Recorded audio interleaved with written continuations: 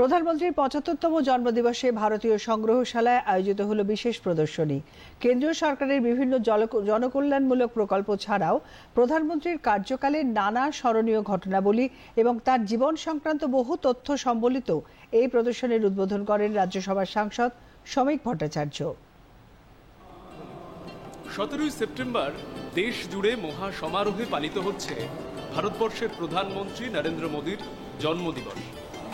সারা দেশের বিভিন্ন অংশে কিভাবে বিকশিত ভারতের সংকল্প বাস্তবতা পেয়েছে, কিভাবে নতুন ভারতের অগ্রগতি বৈশ্বিক মঞ্চে প্রশংসিত হচ্ছে, তা তুলে ধরেই ইন্ডিয়ান মিউজিয়াম কলকাতায় সেখানে বিশেষ প্রদর্শনী।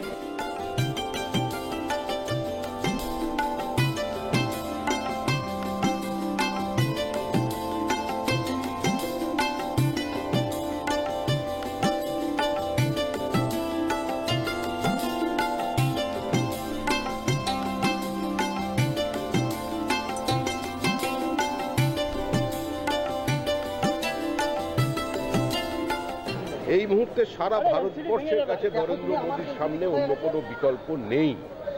নরেন্দ্র মোদী যতদিন রাজনীতিতে থাকবেন, নরেন্দ্র মোদী প্রধানমন্ত্রী হিসেবেই রাজনীতিতে থাকবেন এবং নরেন্দ্র মোদীর স্বেচ্ছা অবসর হবে। নরেন্দ্র মোদী অপরাজেয়, কারণ নরেন্দ্র মোদী কোনো ব্যক্তি নন, নরেন্দ্র মোদী কোনো নেতা নন, নরেন্দ্র মোদী শুধুমাত্র প্রধানমন্ত্রী নন। দীর্ঘদিন ধরে ভারতীয় সভ্যতার যে অবহেলা চলেছে, ভারতবর্ষকে পিছিয়ে দেবার যে চক্রান্ত চলেছে, যে কলোনিয়াল হ্যাংওভার থেকে দিনের পর দিন ভারতীয় সভ্যতা এবং সংস্কৃতিকে যেভাবে পিছিয়ে দেবার চেষ্টা চলেছে, তার প্রতিবাদের প্রতিধ্বনি নরেন্দ্র মোদী।